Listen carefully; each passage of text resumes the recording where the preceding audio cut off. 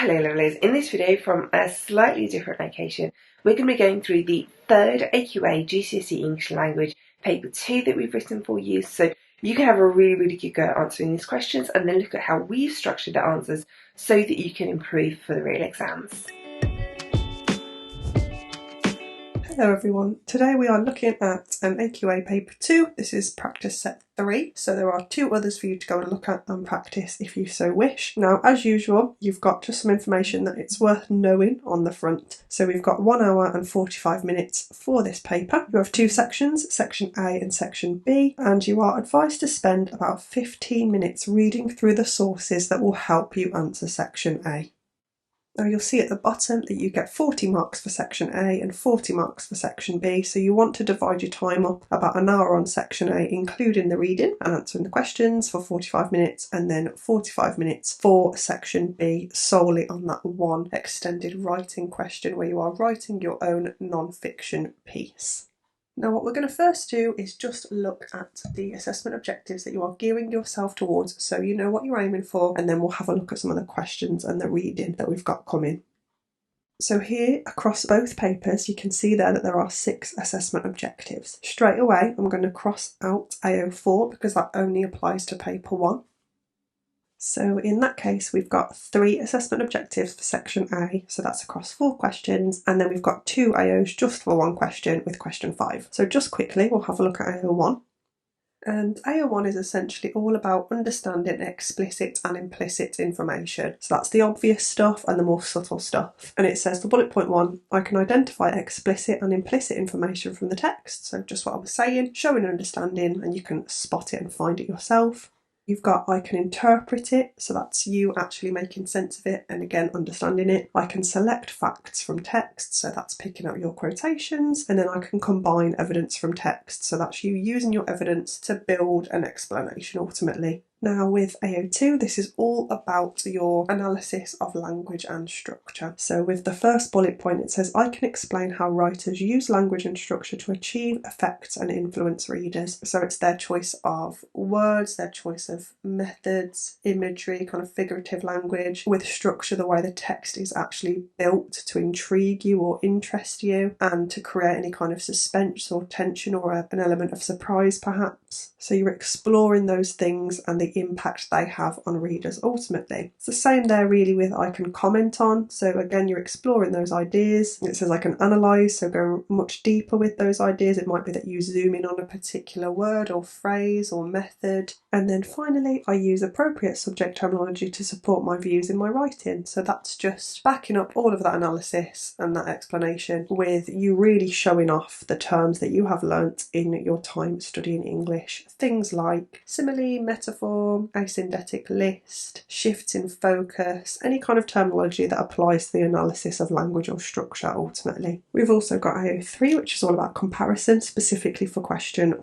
4. I can compare writers' ideas and perspectives across 2 or more texts, and I can compare how writers' ideas and perspectives are conveyed to the audience across 2 or more texts. So ultimately the skill is comparing the thoughts, the feelings, the attitudes that you see in both of these extracts, specifically for question 4 because that question is all about attitudes, perspectives, feelings, emotions, tone, all of that kind of stuff, because the topic in both of those sources is the same, so you're comparing the differences in how they are put across in those texts. Now as we move over to section B you've got AO5 and AO6, and again that's just for 1 question. So with AO5 it's all about how you're organising your writing to build to something perhaps, and the content as well, so the choice of language, the choice of ideas and the way ultimately it's put together. So it says I can communicate clearly in my writing, and that one is the one that essentially you will get judged on first by the examiners. It's all about the clarity in your writing ultimately, and if you can write clearly then you will succeed in this question. If it's easy to read and it makes sense and the examiner is engaged in what you are saying then you will succeed. And the next one says I can communicate effectively and imaginatively in my writing. So the ideas that you have are imaginative, and again they are communicated effectively, so essentially clearly. Again, it's a big one. The third bullet point is about you selecting and adapting your tone, style and register and forms for a variety of audiences and a variety of purposes. So obviously we know that question 5 in paper 1 is descriptive writing, or kind of being able to write a story, and then in paper 2 it's all about potentially letters, articles, essays, speeches and so on. So because these assessment objectives stay the same for both papers, it's quite broad, but you are able to adapt to suit whichever one of those that you might have to write about. And then finally, I can arrange information and ideas using structural and grammatical features to support coherence and cohesion of texts. So again, that's just how you're building it, how you're putting it together to build your argument in this case, because we're building arguments and writing to persuade more so in this paper. And again, it's all about coherence, so you're building it in a way where it's clear, and it all goes back to that clarity that we spoke about. Now when we're looking at AO6, this is all about SPAG, so spelling, punctuation and grammar. You've got, I can use a range of vocabulary for clarity, purpose and effect, and essentially that just means varying your vocabulary to achieve certain things. So you're not just throwing in random words for any old reason because you think that you should, you're using them for purpose and effect, thinking about the impact and the connotations of the words that you're actually bringing into your piece. The second one says I can use a range of sentence structures for clarity, purpose and effect. So again, you're thinking about the variation of your sentences to create impact as well, not just varying them because you think that you should. Once again, simple sentences perhaps to be quite blunt, or complex sentences for sort of more detail if you're providing lots of information perhaps, or statistics in this case. Varying your sentence openers as well, so it's not all the and I all the time. And then finally you've got that bottom bullet point, I can use accurate spelling and punctuation. Obviously that's an important part of SPAG. So overall we've got 5 AOs to kind of conform to in this paper. So what we're going to do first is we're going to look at the questions that you're going to be aiming towards today before we read.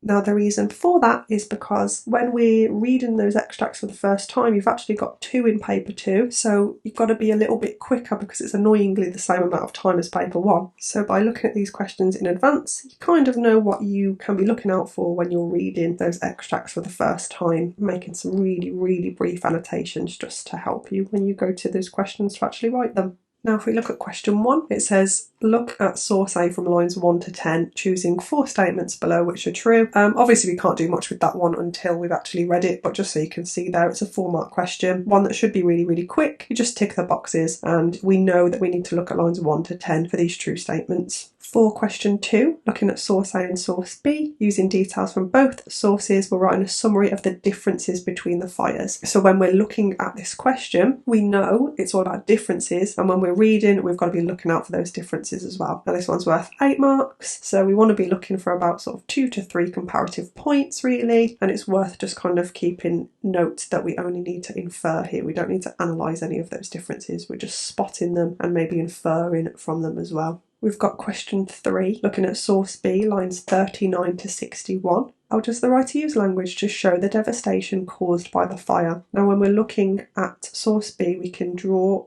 boxes around 39 to 61, just so we know where to look for that language. And we're thinking all about the devastation that is caused by the fire, so that's something for us to look out for too. 12 marks for that one. Want to be looking at about sort of 3 points again, 3 to 4. Moving on to question 4, again this is a comparison one, so you need to refer to the whole of source A and B for this question, compare how the writers convey the impact of the fires on the people and the environment. So this is all about comparing attitudes, methods that are used to convey those attitudes, and using references or quotations from both texts. So we've got to make sure we're looking at both because it's a comparison question. For 16 marks, again around 3 kind of points from each would be good. Now I've put question 5 here as well because sometimes the extracts are linked in theme with the question that you are given for your own writing. So this one says 45 minutes on this section. Our local area is precious. There are many habitats and animals we must take steps to protect. We have a responsibility to future generations on Earth. So you'll always get a quote and then a task based on that. Write a letter to your local MP about your concerns about the safety of your local area. So obviously we've looked at kind of danger, threat and safety in these 4 questions. It's clearly about fires. So this one here is a little bit more about the environment and future generations and safety. So we've got that kind of subtle theme and subtle link there. Now what we'll do is read the extracts on the next slides, and we'll keep these questions in mind as we sort of make some very, very brief notes to annotate them. Now, we'll start with source A, and it says a little bit of background information taken from Samuel Pepys' diary, September 1666. And in this extract, Samuel Pepys is describing the Great Fire of London. Not necessarily take quotations from there, it's just a bit of context to help you with what's going on, when it was kind of written, just to give you a bit of an insight into what you're actually reading. So it's not a full text, it's an extract from his diary. Now it starts off with Jane, a maid, called us up about 3 in the morning to tell us of a great fire they saw in the city. So I rose and slipped on my nightgown and went to her window and thought it to be on the backside of Mark Lane at the farthest. But being unused to such fires as followed, I thought it far enough off, and so went to bed again and to sleep. About 7, rose again to dress myself, and there looked out at the window and saw the fire not so much as it was, and further off. So to my closet to set things to right after yesterday's cleaning. By and by, Jane comes and tells me that she hears that above 300 houses have been burned down tonight by the fire we saw, and that it is now burning down all Fish Street by London Bridge. I made myself ready presently and walked to the tower, and there got up upon one of the high places, Sir J. Robinson's little son going up with me, and there I did see the houses at that end of the bridge all on fire, and an infinite great fire on this, and the other side the end of the bridge, which, among other people, did trouble me for poor little Michelle and our Sarah on the bridge. So down with my heart full of trouble to the lieutenant of the tower, who tells me that it begun this morning in the King's Baker's, his name was Fariner, house in Pudding Lane, and that it burned down St Magnus's Church and most part of Fish Street already. So I down to the waterside, and there got a boat, and through bridge, and there saw a lamentable fire. Poor Michelle's house, as far as the Old Swan, already burned that way, and the fire running further, then in a very little time it got as far as the Steel Yard while I was there. Everybody endeavouring to remove their goods and flinging into the river, or bringing them into lighters that lay off. Poor people staying in their houses as long as till the very fire touched them, and then running into boats, or clambering from one pair of stairs by the waterside to another. And among other things, the poor pigeons, I perceive, were loath to leave their houses, but hovered about the windows and balconies till they burned their wings and fell down. Now we kind of want to just look at some key ideas and things that we've spotted. In that first read, we know overall that it's quite a concerned portrayal of what's happened. He's very clearly concerned, more so towards the end, because at first he's not really worried, but then he realises the impact of it. We see that it's quite a comprehensive portrayal of the impact, and what I mean by that is that it doesn't just cover sort of 1 or 2 people that are affected. He seems to kind of sweep around London, where it's people as a whole. There's specific people mentioned too. We get even a description of the environment being affected, pigeons for example, so habitats have been affected. It's quite a broad portrayal of what's happened. There's elements of emotion and concern with phrases like my heart full of trouble, repetition of the word poor as well, in terms of the empathy that that word creates. He feels that they're quite helpless and vulnerable, of course. He also calls the fire lamentable, which is a situation full of grief and a sorrowful situation at that. And although he doesn't see the gravity of the situation himself at first and goes back to sleep, the fact that Jane calls up at about 3 in the morning tells us of the gravity of the situation. And obviously that's not a phone call, that will be a personal call to his house. So it really shows the urgency, and it foreshadows disaster. The fact that the night time that should be quite peaceful is disrupted further foreshadows that disaster as well. He just doesn't quite recognise it at first. And again, if we just build on that idea of a broad and comprehensive portrayal of what's happened, he looks at people as a whole, particularly in that 3rd paragraph where it talks about people running into boats and not wanting to leave their belongings as well. Some people didn't want to leave their houses at all, and it says they stay in their houses as long as till the fire very touched them, because there's this real sense of hesitation and peril. It's almost like they've been left to their own devices to figure it out for themselves. Sometimes when people are in those terribly terrifying situations, we don't think clearly, we make silly choices, we're not thinking sensibly, so they wait right until the last minute because clearly they don't want to leave their things behind and they don't know what to do. The fact that they kind of throw themselves into the river and rush off into boats shows the kind of urgency of the situation and how vulnerable these people are. It's quite a frantic rush. They really do just have to kind of throw themselves into the situation to escape and make sure they are safe. Sort of further emphasised by that phrase, everybody. So there's no kind of human element to it, it's just panic and chaos. There's no real focus on any specific person there. It's everybody, every man for themselves almost. So it kind of portrays that chaos and that sense of coverage of loads and loads of people in such a terrible situation. He does, of course, focus on individuals as well. In the second paragraph, there's this focus on Michelle and Sarah on the bridge, and he feels quite troubled for them as well. So there is this kind of personal, emotional connection to this situation and this concern that he feels as well. And going back to what I said about this comprehensive portrayal, towards the end of the extract we've got this focus on pigeons as well. So it's not just about people, it's about habitats and the environment as a whole that's been affected by what has happened. Now what I find really interesting here is that just like the people didn't want to leave their houses, the pigeons didn't want to either.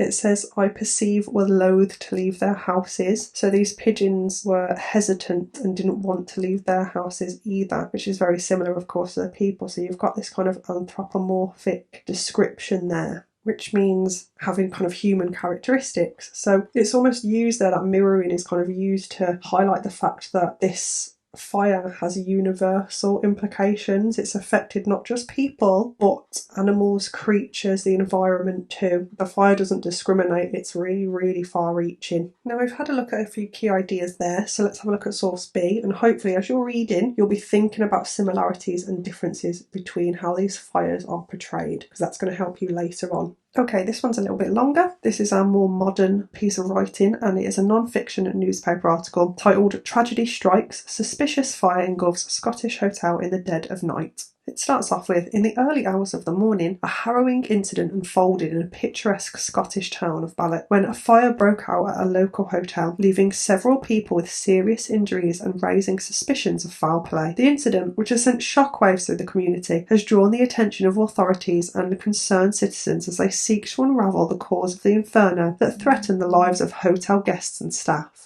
At approximately 2 a.m, the tranquillity of the quaint town of Ballop, situated at the foot of Loch Lomond, was shattered as flames and thick smoke was spotted billowing from the renowned five-star Cameron House. Emergency services were immediately dispatched to the scene, arriving promptly to tackle the blaze and assist those trapped inside. While there were no fatalities reported at the moment, the aftermath of the fire has left numerous individuals with severe injuries, ranging from smoke inhalation to burns. The injured were swiftly taken to nearby hospitals where medical teams are working tirelessly to provide critical care and support to the victims. Authorities, however, are not ruling out the possibility of suspicious circumstances surrounding the incident. Initial assessments by fire investigators have raised eyebrows, prompting them to probe the cause of the fire with heightened scrutiny. The rapid escalation of the flames and the location of its origin have left investigators questioning whether it was a mere accident or a deliberate act. A spokesperson from the local fire department said, "Given the nature of the fire and its unusual intensity, we are treating this incident as suspicious until proven otherwise. Our dedicated team of investigators is working diligently to examine all possibilities, and we encourage anyone with relevant information to come forward and assist us in this critical inquiry." As the investigation unfolds, residents of the tight-knit community are coming together to offer support and solidarity to those affected by the tragedy. Numerous messages of compassion and sympathy have flooded social media, reflecting the deep-rooted spirit of unity that has come to define the town. Cameron House, which once stood as an emblem of hospitality and warmth, now stands shrouded in sorrow and uncertainty. The hotel has been a cherished landmark, serving as a haven for tourists and locals alike, and its devastation has left many in disbelief. The owners and staff are in shock as they grapple with the implications of the incident, their primary concern being the well-being of their guests and employees. "We are devastated by the fire that has ravaged our beloved Cameron House," said the hotel's manager. "Our hearts go out to those who have been injured, and we are cooperating fully with the authorities to understand the cause of this tragedy. We hope and pray for a swift and thorough investigation so that we may begin to rebuild and heal." The incident has not only left an indelible mark on the hotel and its patrons, but has also cast a sombre shadow over the town as a whole. Residents are grappling with feelings of vulnerability and uncertainty as they await updates from the authorities. Many are left wondering what would have caused such a devastating event in their otherwise peaceful community. In the coming days, investigators will continue their painstaking efforts to piece together the events leading up to the fire and determine if any criminal intent was involved. As the investigation progresses, the town remains on edge, hoping for answers and closure while praying for the swift recovery of those injured. In the wake of this tragic incident, the community's resilience and compassion have emerged as a beacon of hope. United in their desire for justice and support for the victims, they remain committed to standing strong together in the face of adversity. Cameron House Fire will undoubtedly leave an enduring impact on the town, forever reminding its residents of the need to remain vigilant and connected as they come to terms with the loss that has touched their lives in profound ways.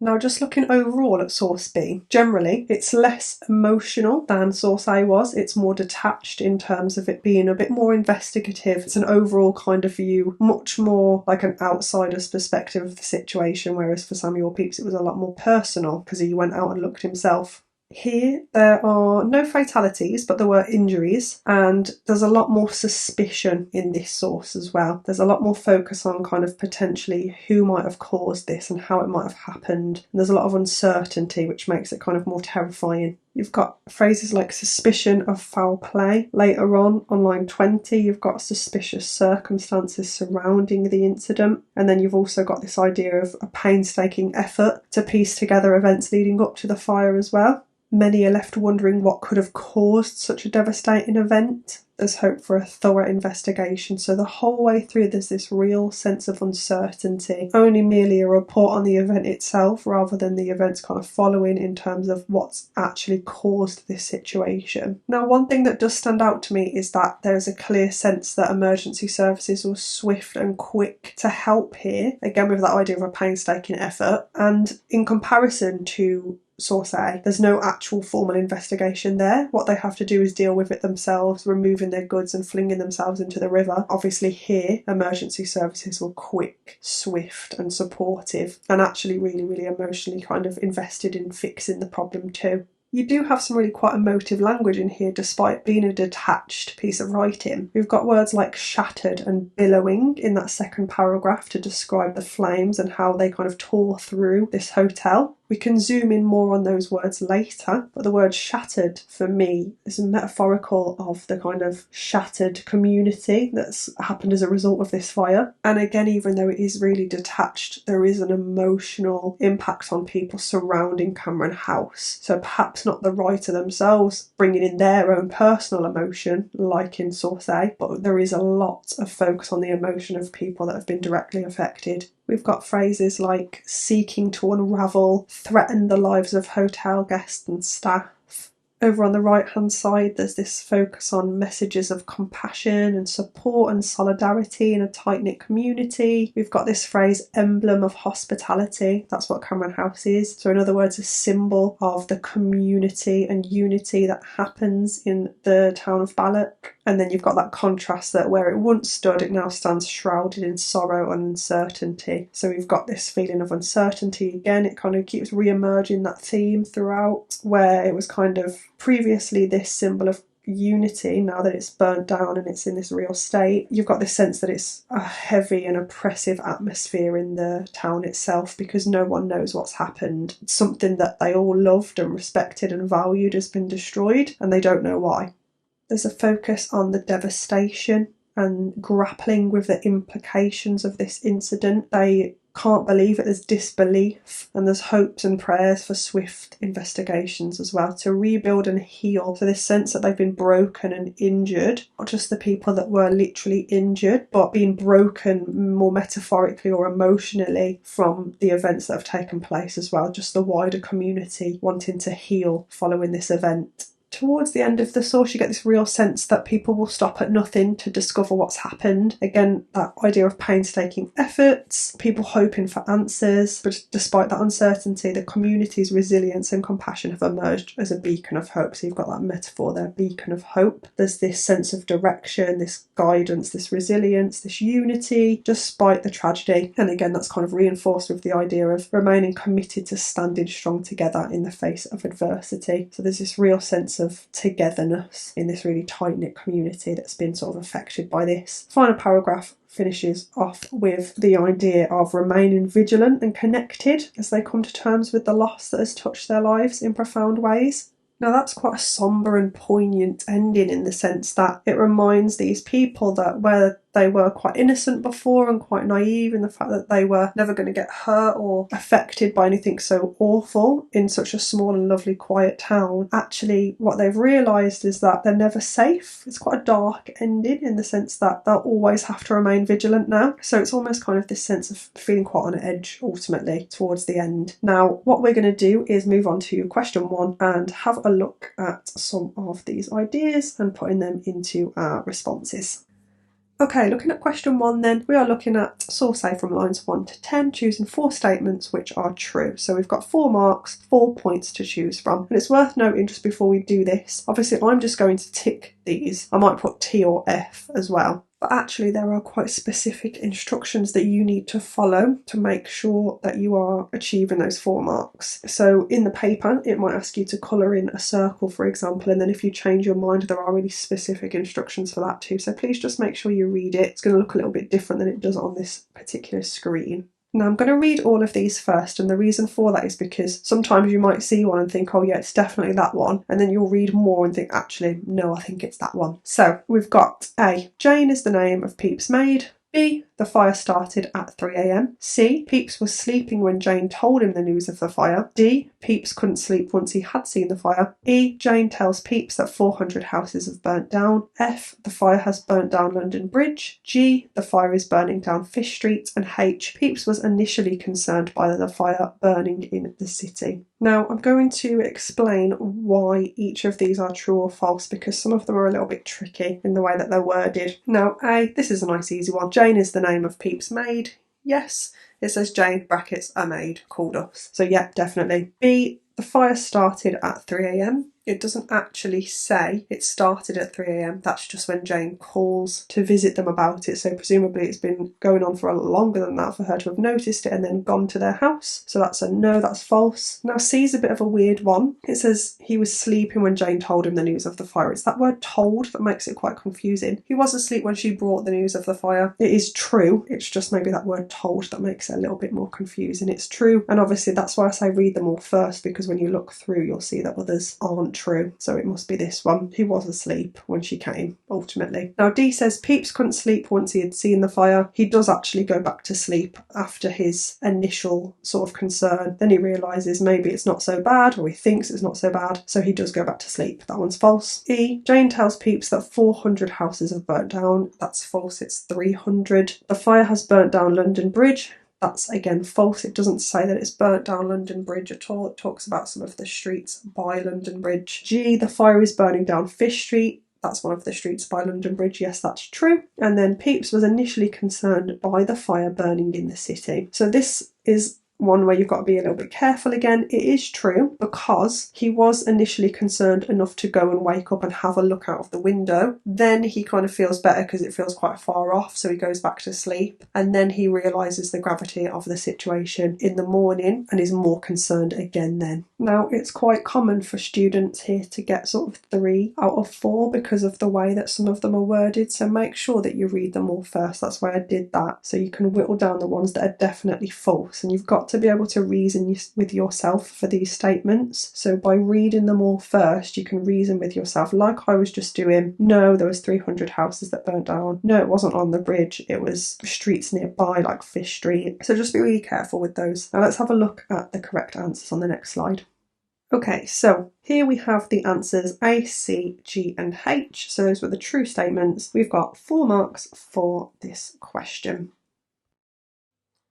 Okay, moving on to question 2 then. This is our summary question. So we are talking about both sources, source A and source B, for this question. And we need to use detail from both of them to write a summary of the differences between the fires for 8 marks, 8 to 10 minutes on this question. So we'll quickly just have a look at the mark scheme before we start planning. Now, if you look at the mark scheme, you have one overarching idea that is hit through those 3 bullet points, and it says you need to demonstrate insightful synthesis and analysis of both both texts. So when you synthesize, you are combining lots and lots of little parts to make something new. So for you, that means that you have to combine lots of little bits of evidence to make a summary. And that's what we need to be looking at with these 3 bullet points here. Draws insightful inferences from both pieces. Now this is a little bit of a weird one, because when you think summary, you're just explaining what's happened in a different way, aren't you? But this is where it comes in as a little bit of an extra that kind of gets forgotten sometimes. And an inference is just you thinking, what is suggested when I see this quotation, or looking at this moment, what is suggested.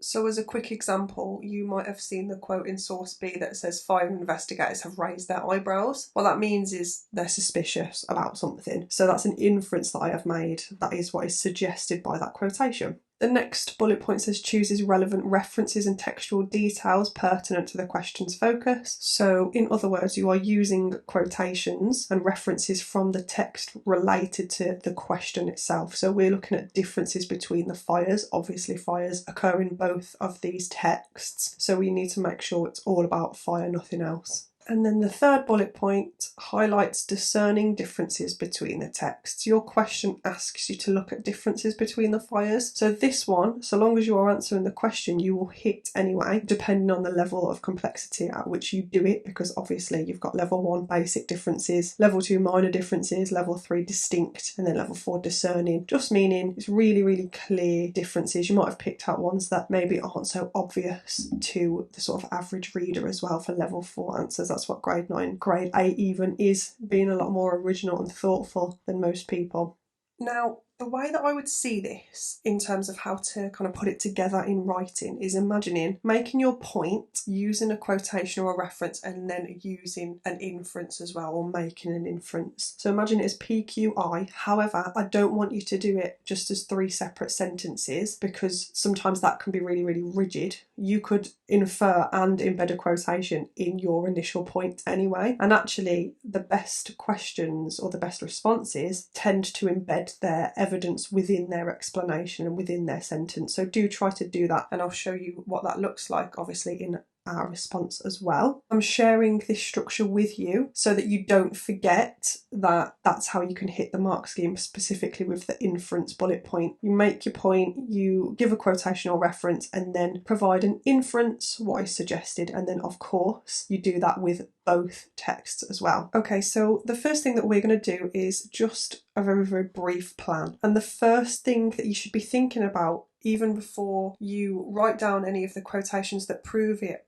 are what are the general differences that you've spotted. So I would go for around 2 to 3 differences here, just to make sure you're really covering the text as a whole, because it tells you that you can look at source A and source B in its entirety. The thing that stands out to me first and foremost is suspicions. So I'm going to draw a little table and just start marking down my ideas. And the thing that I would talk about specifically with suspicion in source A is that actually there's no mention of the fire starting suspiciously. There's just more concern, isn't there? Whereas in source B, there is definitely suspicion because of the quotation, fire investigators have raised their eyebrows. Now, that in itself is an inference, because we are assuming that there is a suspicious circumstance here. It didn't just happen for no reason, and they're looking into all possibilities. The next thing I want to look at is the idea of kind of impact on people. So in source A, we've got the idea that people are flinging themselves into the river, implying a sense of urgency and panic, and it's clear that the fire is far more dangerous, threatening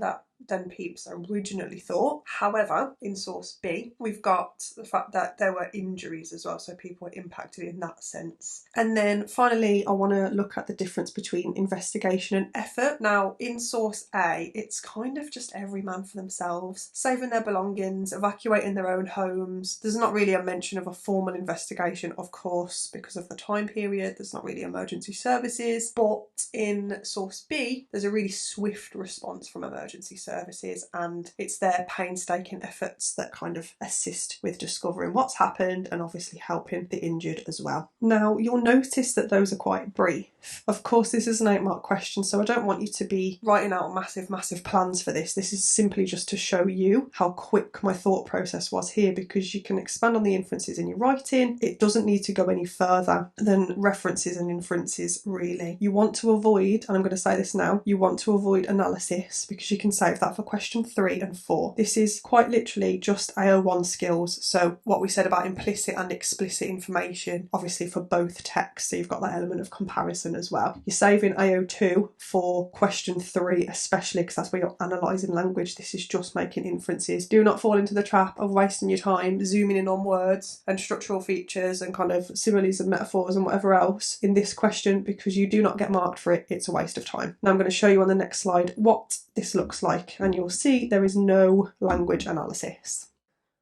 So I'll start by just reading it. It's quite a short one, and then we'll look at how it hits any levels in the mark scheme. So it starts off, source A describes a historical account of a large fire in a residential part of London in the 17th century that does not seem suspicious, while source B reports on a contemporary fire incident at a hotel in Balloch, Scotland, which arises deep suspicion but no fatalities. Whilst there is no mention of the fire starting suspiciously in the King Baker's house in Pudding Lane in source A, the writer of source B hints at the possibility of foul play and suspicious circumstances at the fire in Cameron House, as the fire investigators have raised their eyebrows. Pepys primarily refers to the progression of the fire and the efforts of people who try to escape it. However, as a reader, you can infer that the enormity of the fire meant that many people struggled to escape and found themselves flinging into the river. This action implies a sense of urgency and panic as individuals tried to salvage their valuables from the fire's destructive path. However, there were no reported fatalities at the fire in Cameron House, but it does mention that several individuals sustained severe injuries. The response to the fire in source A primarily involved people attempting to save their belongings and evacuate their homes. There is no mention of a formal investigation. It is simply down to the citizens to remove their goods, but the fire in Balloch prompted a swift response from emergency services, and it is under active investigation by fire authorities, who now continue their painstaking efforts to piece together the events leading up to the fire. Now, actually, before I look at levels, I do want to show you what I mean about the point quote inference idea and how these quotations have been embedded in. So you'll see in the very first sentence of the second paragraph, I've just embedded the quotation from the text as a reference. There's no mention of the fire starting suspiciously in Pudding Lane, and I've just used it as a quotation. And then you'll see it there with the mention of source B, the fire in Cameron House, with the quote embedded, fire investigators have raised their eyebrows. It's a really nice skill to have because you are summarising using references, and that's what I mean about using points and quotations together to help you to summarise. You'll see inferences start to appear where I have said you can infer that the enormity of the fire meant that many people struggled to escape and found themselves, again embedded quotation, flinging into the river.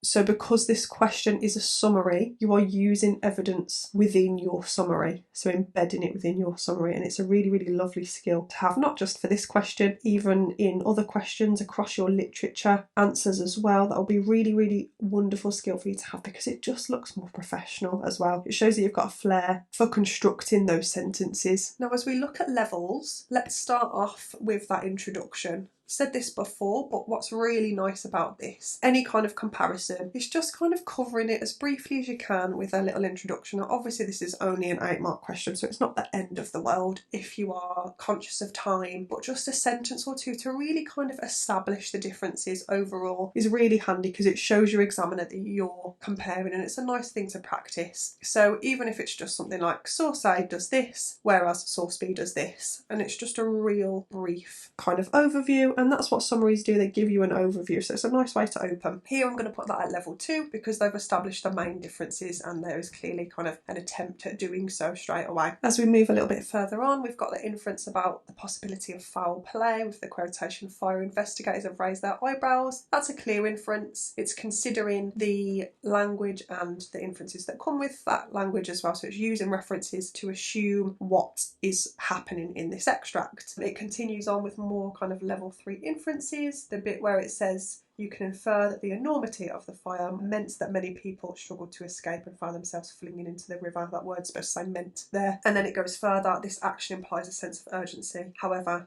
So that's where it really starts to go a little bit deeper as well. There's a deeper inference with the idea of this action implies, because we've got the inference and then further inference with that sentence there. And what makes that level 4 is that it's deeper and it's more thoughtful. Those level 4 inferences want to be thoughtful and much more deep. So the fact that from that quotation information flinging into the river, this response considers the fact that it's urgent, there's panic, and they're trying to salvage their valuables really quickly from the fire's destructive path. That's a deeper inference than just saying that many people struggle to escape. Obviously that's clear, but then it builds to something more thoughtful. So far we've got some level 3 and level 4. We've hit level 4 now in terms of inference, but we need to hit it with differences as well. Now at the bottom you'll see where we were planning about the formal investigation and people having to just kind of fend for themselves in source A. There's no mention of a formal investigation in source A. It's down to the citizens to remove their goods. We've got an embedded quotation there again, but the fire and ballot prompted a swift response from emergency services and it is under active investigation by fire authorities, and then there's another quotation there again. That's a clear difference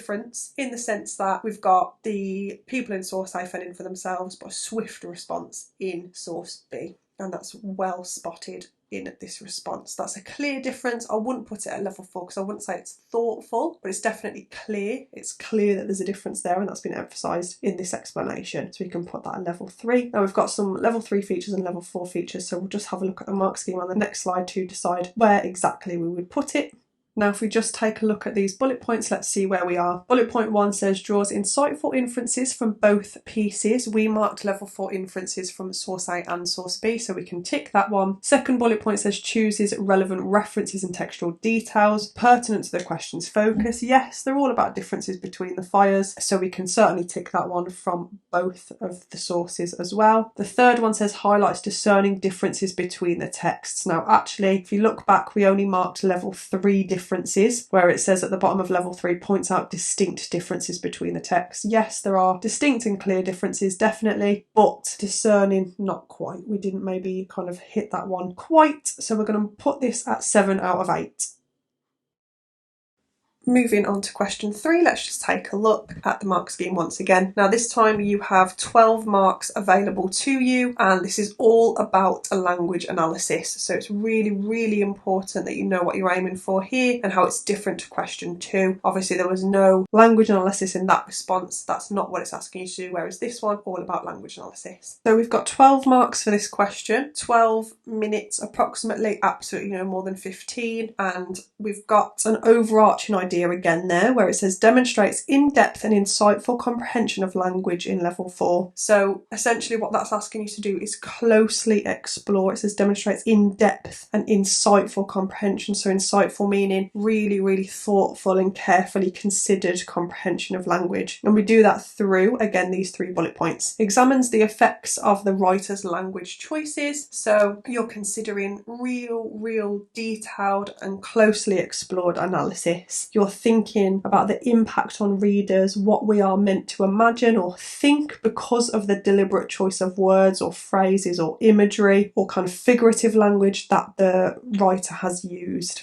And you can do this by kind of thinking more deeply about the words that you have available to you. So literally, what does that word mean? And then metaphorically and symbolically, what is the image that's being provided to us? You can think about any deliberate emphasis or action verbs or powerful words that really stand out to you. Metaphors, if that's there, if that's relevant. Any kind of deliberate use of listing, any specific adjective that stands out to you. All of that kind of thing is what you need to be looking out for. Second bullet point says chooses a thoughtful assortment of textual details. All that means is you choosing your quotations, but because of the idea of thoughtful assortment, you're carefully selecting them, and there's a range as well to kind of provide and prove your evidence. And then finally you've got utilises advanced and precise subject specific terminology. So all that requires is you naming your methods. If you're spotting things like an asyndetic list or similes or metaphors again, then you're naming them and showing your examiner that you know what they are.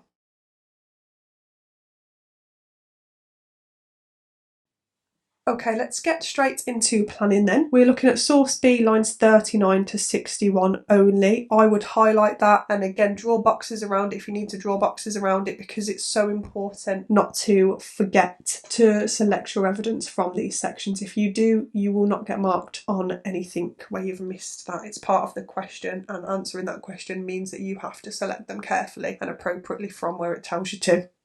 Now we're being asked to consider language that shows the devastation caused by the fire. Now I'm going to start off with the metaphor emblem of hospitality to describe Cameron House, because the devastation is actually even more poignant when we realise how important this hotel was to tourists, to locals, and we want to look at that word emblem as well. The choice of language there is deliberate to make this seem even more devastating. So when we look at the word emblem, an emblem is something, a symbol, a badge or a logo that represents kind of unity typically, or togetherness typically. So here, Cameron House clearly is something that symbolises togetherness for the community. So it shows that this hotel was a real kind of part of the community and it was really cherished, and that makes that devastation, like we say, even more poignant. The next quotation that I want to look at is the part where it says that the fire has cast a sombre shadow, essentially thinking about the emotional and psychological impact of the fire. That is devastation caused by the fire again, because it's affected people emotionally and psychologically. The imagery there kind of shows despair, it shows uncertainty, and if you think about shadows, obviously we think darkness, and if there's a shadow it's oppressive because it follows us, so there's this oppressive atmosphere hanging around the town. Now you'll notice there I'm thinking about words and I'm thinking about the sort of symbolic meaning behind them, imagining what that looks like in my head. I think of a shadow, I think of that. So that's where I'm kind of going there. I'm trying to show you my thought process. We could zoom in on the word shadow even further when we're thinking about connotations, this kind of idea of foreboding. Shadows are typically quite creepy.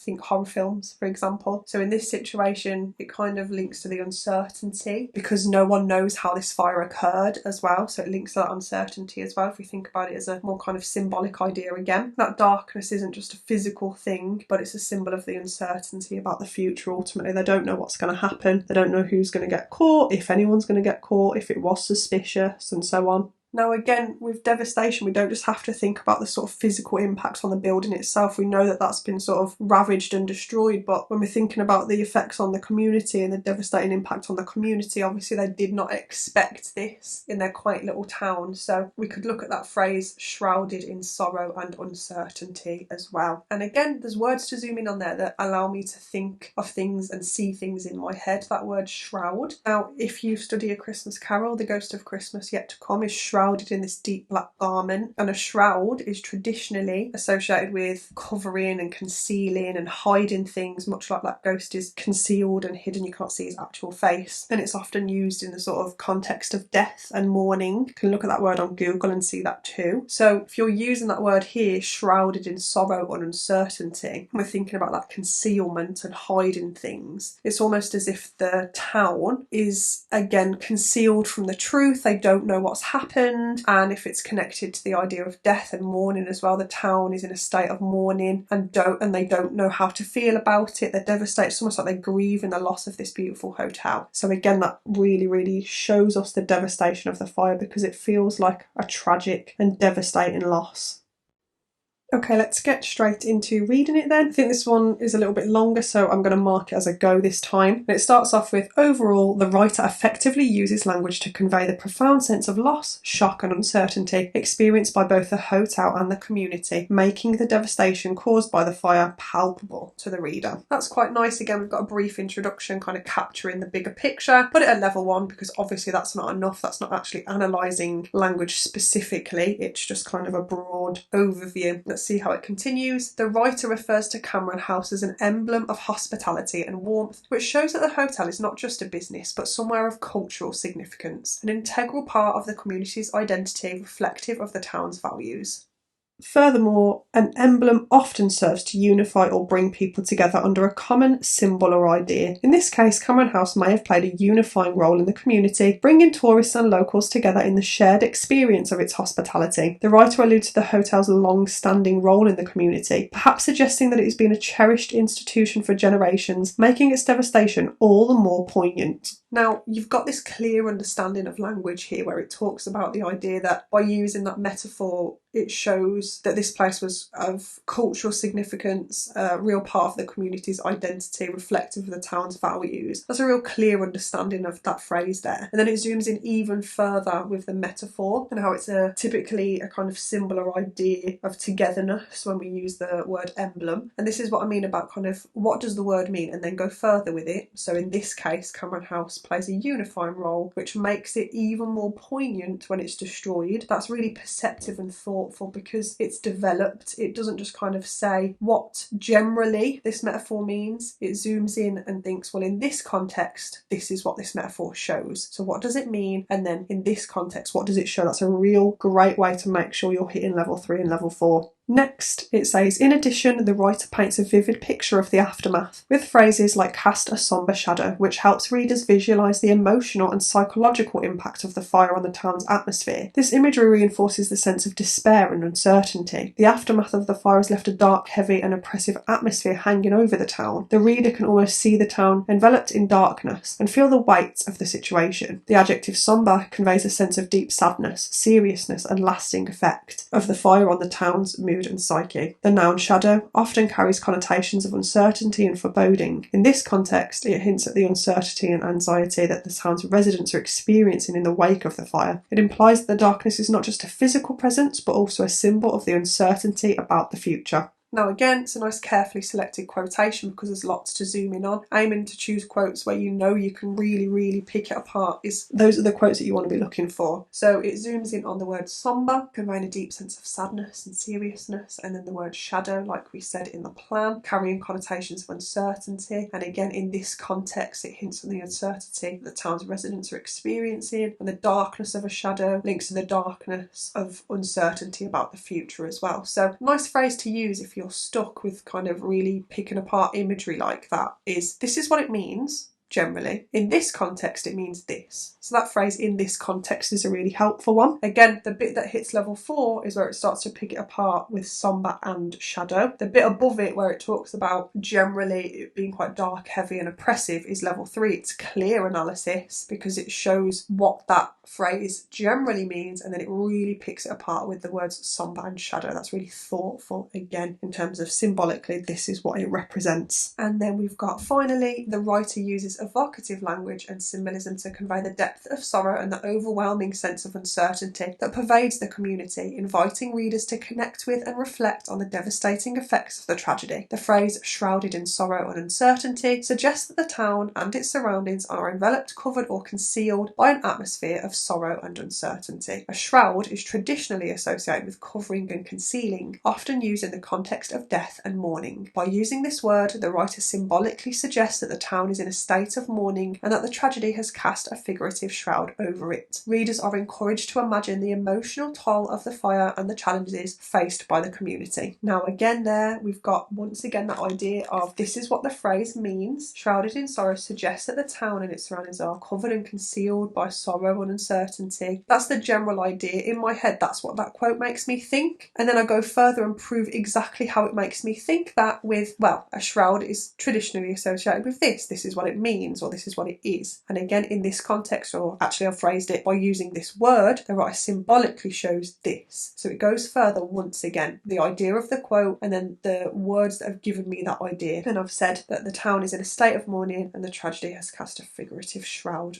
over it. And then for readers, we're thinking about effects, don't forget, I'm encouraged to imagine the emotional toll of the fire and the after effects as well. So we've got level 4 analysis there again with that focus on what a shroud is typically associated with. So that's a really useful model there. I'm going to show you exactly how it hits the marks on the mark scheme on the next slide.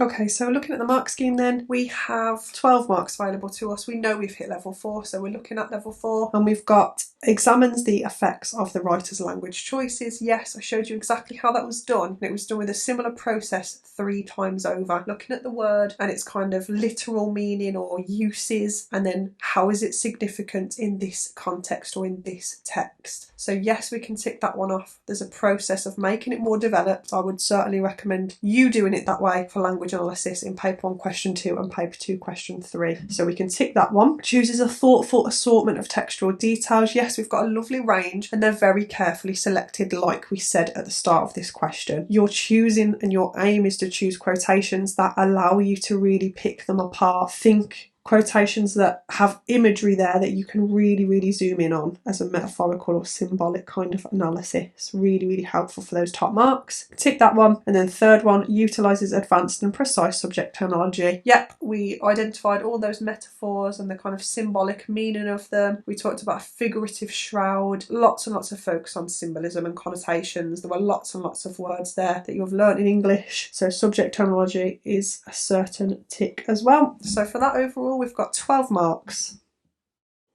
Okay, so we're up to the final question for the reading section, section A. So let's have a look at the mark scheme as usual. So you have 3 bullet points with one sort of central idea to conform to get the marks. If you look at level 4, it says compares ideas and viewpoints insightfully, and you do that through these 3 ways. Examines the methods employed by the writers, so that's crucial. You need to look at how the attitude or viewpoint or kind of perspective in this piece is conveyed through methods. So is there a powerful verb that conveys a tone? Is there a powerful simile that conveys some kind of excitement? Thinking about the methods and thinking about this can be structural as well, thinking about the ways that this conveys the feelings, emotions, attitudes, viewpoints throughout. So as a really quick example, if we think about source B, it's quite detached, but there is emotive language to show the sense of community. It's that kind of thing that I'm talking about. The second bullet point says chooses a thoughtful assortment of supporting details from both pieces. The key word there is both, evidence from both texts in other words. And it's worth noting here that if you look at level 1 and level 2, it says in some of those bullet points from one or both pieces. So you cannot get above a level 2 if you only talk about one of the sources. You have to talk about both to get into level 3, because if you look at level 3 and level 4, it says chooses details from both pieces. So you've got to make sure you're talking about both. Even if you write a magnificent analysis on just one of them, you will only get capped at level 2, so you will not get above that. So please make sure you are seeing this as a comparison first and foremost. So using evidence, and the third bullet point says demonstrates a deep and discerning understanding of the varied ideas and perspectives present in both texts. So what that means is it could be that one of the sources that you read in your exam paper starts off really positive, but that then ends really quite miserably or quite angrily. You want to be looking for any kind of changes throughout both as well and explore why and how they are conveyed. By doing so, you are showing a deep understanding of varied perspectives in both texts. So look for any kind of changes or significant kind of perspectives or attitudes that stand out to you. Perhaps it seems that the writer is not so interested in one thing that they're talking about, but shows a real, clearly deep interest in another. You can talk about that, and you can talk about sort of the focuses and any kind of changes that you see throughout, because that will get you the marks, because you've shown a deeper understanding rather than just focusing on one attitude that you see. But ultimately, the 2 questions that you need to be asking yourself consistently throughout planning and writing is, what can I see and how is it conveyed? What and how? So what we'll do here is start planning, and for this question, don't forget we're focusing on the impact of the fires on the people and the environment. So how are they conveyed? We're looking at attitudes, methods to convey them, and of course evidence to prove that as well. Now it's worth 16 marks, so you want to spend about 16 minutes on this question, no more than 20 certainly. Now as we're planning, we want to think about the kind of overall picture that we get from both texts as a nice introduction.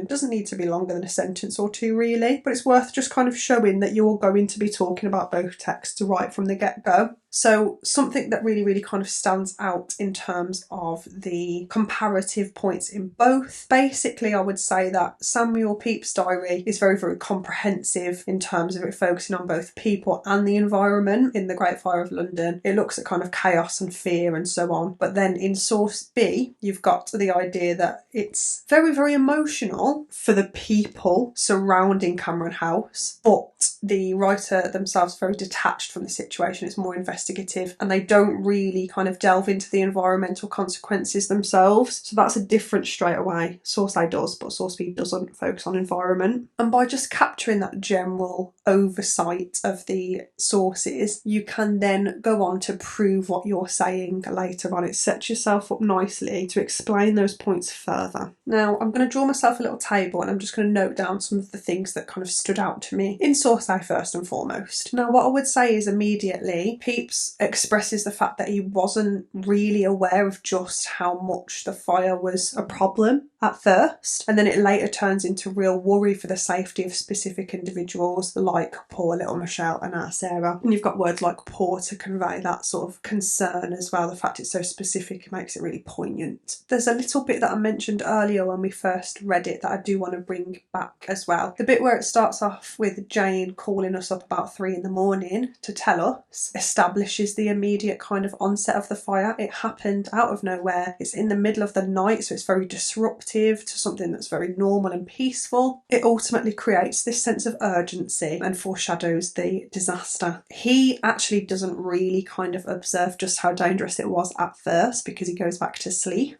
but then wakes up and sees the kind of chaos and goes to explore further. Now, in terms of attitudes, there's a far more emotional response when he realises the kind of gravity of the situation. It says that his heart was full of trouble. So I'm going to use that quotation, full of trouble, and how it suggests this real kind of emotional distress and concern. He's really clearly deeply affected by what he sees and doesn't really know how to help, and that in itself is troubling. So you've got this sense of empathy and emotional engagement because he goes out to look as well, and as he does look, he refers to people as poor people, not as in people without money, but poor as in like vulnerable and weak. And by referring to them as poor, again, it conveys this empathy and encourages us to empathise as well. They're vulnerable, they're ordinary, and they're in the face of disaster, not knowing what to do. They stay in their houses as long as they can because obviously they're going to lose everything, and then they run into boats. So there's this kind of fear. We spoke about it earlier, how they don't know what to do in the face of fear. No one's there to help them like in Source B, where there's lots and lots of emergency support. It might be because of really intense fear, where they're not thinking clearly, and also just because of attachment to their belongings, underestimating the fire's speed and power, I suppose. And then when it does become an immediate threat, they run into boats or fling themselves into the river as well.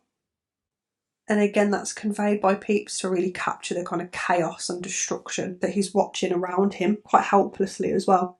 Now, in terms of environmental impacts, it's not just people that he witnesses. He talks about the pigeons as well, and we did mention earlier there's this kind of mirroring used in terms of your methods as well. There's this mirroring of pigeons who loathe to leave their homes, so they burned their wings and fell down, so they don't want to leave, but then when they do, it's kind of too late. And we mentioned that it's almost as if the fire isn't discriminating, and then therefore implying the far-reaching impacts of the fire. It's not choosing its victims. Victims are far-reaching, not just humans, creatures and wildlife and the environment as well. We want to be talking about that anthropomorphism, giving them human characteristics. Much like the humans, they don't want to leave their homes. And again, it highlights the universality of the situation. It's not just affecting people, it's affecting much more than that. And it really, really kind of serves to reflect that through the mirroring and through that anthropomorphism as well. And then you've got this image of them, of course, falling down and being burned as well. So there's this real sense of helplessness and tragedy in that imagery being provided to us as readers there as well. So you've got really vivid and specific description there to convey the kind of emotional reactions, the chaos around him, the curiosity. So there's lots that we can talk about there.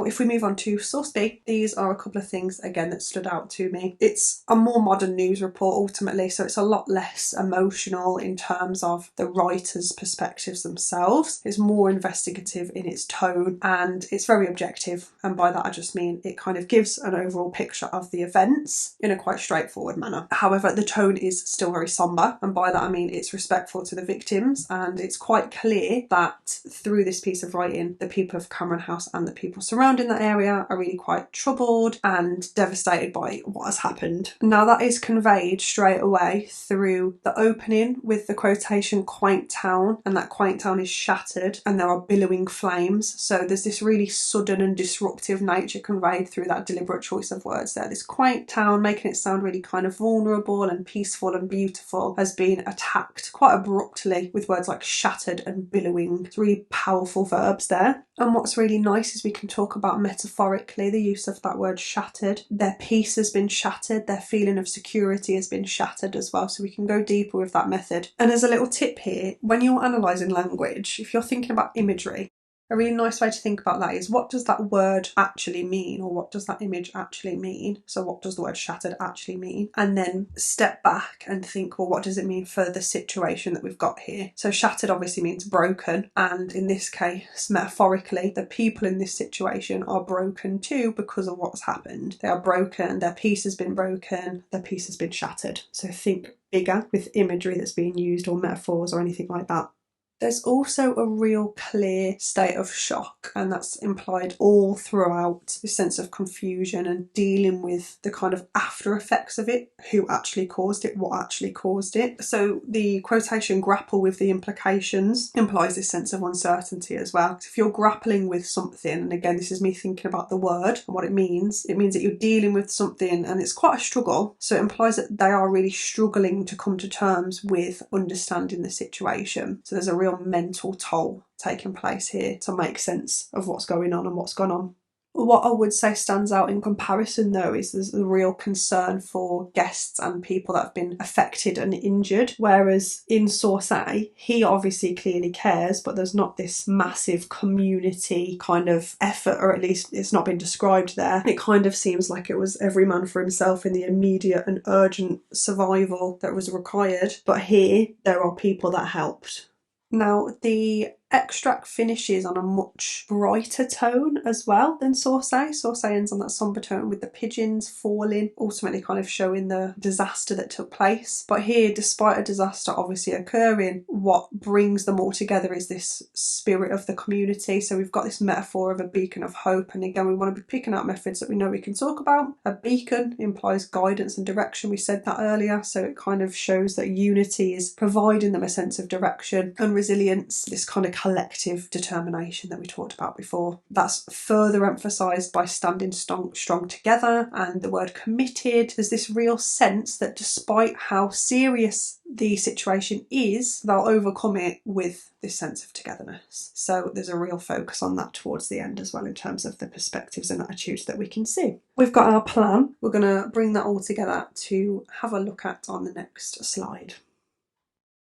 Right, I'm going to start off by saying this is a very, very long response. It does actually continue on to the next slide. You do not have to produce one this long. I just wanted to show you how all of those ideas come together. So please don't think you need to write this much. 3 sort of comparative points are enough. Even 2, so long as you're comparing, it's absolutely fine. So it starts off with, in summary, Samuel Pepys's diary provides a more comprehensive portrayal of the impacts of the fire on both people and the environment during the Great Fire. It captures the chaos and fear among the population and devastating effects on buildings and even wildlife. In contrast, source B primarily emphasises the emotional, immediate impact on people in the context of the Cameron House fire and does not delve into the environmental consequences. Samuel Pepys in source A adopts a more personal and observational tone. His account is laden with a sense of immediacy and personal concern. He describes being awakened in the middle of the night and rushing to a window to see the fire in London. Pepys expresses his initial underestimation of the fire's proximity, which later turns into worry for the safety of specific individuals like poor little Michelle and our Sarah. His narrative is filled with vivid details of people trying to save their possessions and the poignant image of pigeons reluctant to leave their homes. The diary depicts the chaos and fear that engulfed the city's residents in the middle of the night. People were awakened by the fire and had to flee their homes, often leaving their possessions behind. Jane, a maid, calls us up about 3 in the morning to tell us of a great fire they saw in the city, establishes the immediate onset of the fire, creating a sense of urgency. It highlights how the fire disrupted the normalcy of the night and foreshadows the unfolding disaster. Pepys observes the facts of how the fire started, but also shows some emotional response to the fire too, by stating that his heart was full of trouble, suggests a deep sense of emotional distress, worry and concern. It implies that he is deeply affected by what he sees and hears about the fire, likely because of the potential danger it poses to the city and its residents, including his own family and friends. It conveys a sense of empathy and emotional engagement with the events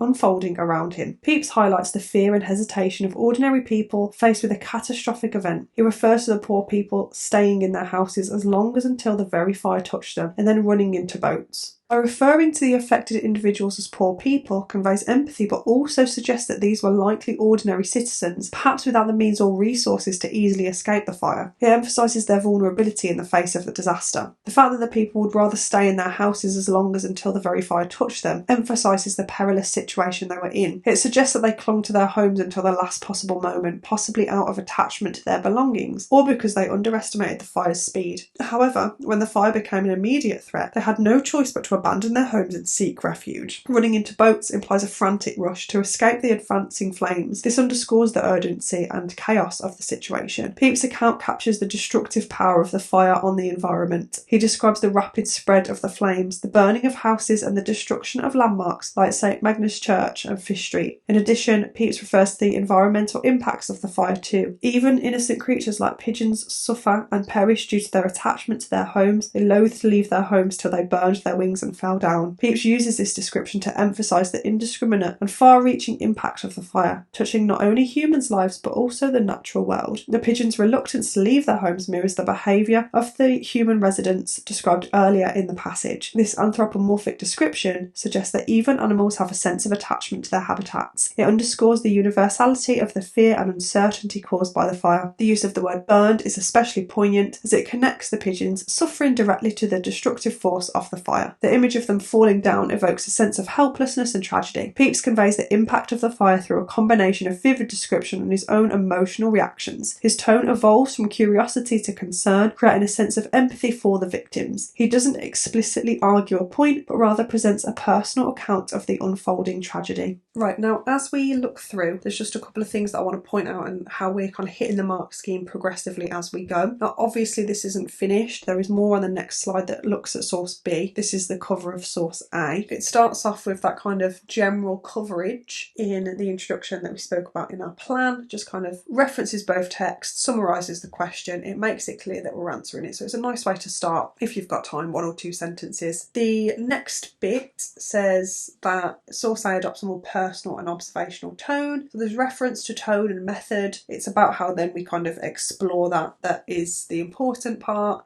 When it hits level 2, I would say, is the bit where it refers to the question and responds with kind of a simple address of how people respond to the fire. So the bit about poor little Michelle and our Sarah, his narrative is filled with vivid details of people trying to save their possessions. So it's quite broad at the moment. There is some attempt, but it could go a little bit further. And I think it kind of jumps in with that comment when it could really save that element for later, because it talks about Jane the maid next. It could have kind of covered it in order, I think, just for clarity. So the next bit talks about Jane called us up about 3 in the morning and how this therefore establishes an immediate onset of fire, creating a sense of urgency, like we said in our plan. But it doesn't just kind of stop there this time. It goes further and it says how it highlights how the fire disrupted the normalcy of the night and foreshadows the disaster. So that's where it's hitting level 3. There's a clear understanding of the writer's methods there, and it's nice because it's a structural method too, which sometimes I feel gets forgotten. It's important to note how this extract started, because that's what foreshadows the disaster and that's what creates this sudden sense of urgency that he actually ignores himself for a little while. It says that his heart was full of trouble when he does realise the gravity of the situation, so that's kind of suggesting a deep sense of emotional distress. It says there is actually where it hits level 4, because the bit where it talks about the potential danger it poses, including his own family and friends, you've got a real sense of perspectives and understanding of perspectives there as well. The fact that the response says it conveys a sense of empathy and emotional engagement with the events of unfolding around him is important as well, because again we're thinking, just like the question said, about how those attitudes are conveyed, and that's where it starts to really build as a building argument now. It continues on with the quotation a little bit further along, the fact that the people would rather stay in their house emphasises the perilous situation they were in. It suggests they clung to their homes, and the bit that really kind of makes it a level 4 again is the bit where it says, however, when the fire became an immediate threat, they had no choice but to abandon their homes. Running into boats implies a frantic rush, underscoring the urgency and chaos again. So there's this building argument of urgency and chaos. Now you've got more in terms of the anthropomorphism. Level 4 method, definitely in terms of how the mirroring is used to reflect the universality of the fire itself. That there is 100% level 4. Now what I'll say is, and I did say this before, it is very long, and actually I think there is a fair bit that you could cut out and it would still absolutely achieve level 4. Anthropomorphism was a brilliant one to talk about. The structure was a brilliant one to talk about. I think it takes a while to get to the point, and you won't have that luxury, that time in the exam. So things like the bit about poor little Michelle and our Sarah could have put that in either later with reference to poor people, talking about the repetition of the word poor, because you've got poor people and poor little Michelle and our Sarah, or just left it out because you talk about people later anyway. So it's just a little bit long, this bit. The next bit you'll see, source B, is a bit more reasonable. I just don't want you to freak out and think that you have to write this much, because you don't. Now, just before we move on, obviously we've hit some level 4 features. We cannot hit level 4 completely unless we talk about the other text. So on the next slide, I'm going to show you the comparison and how it kind of hits level 4 in its entirety.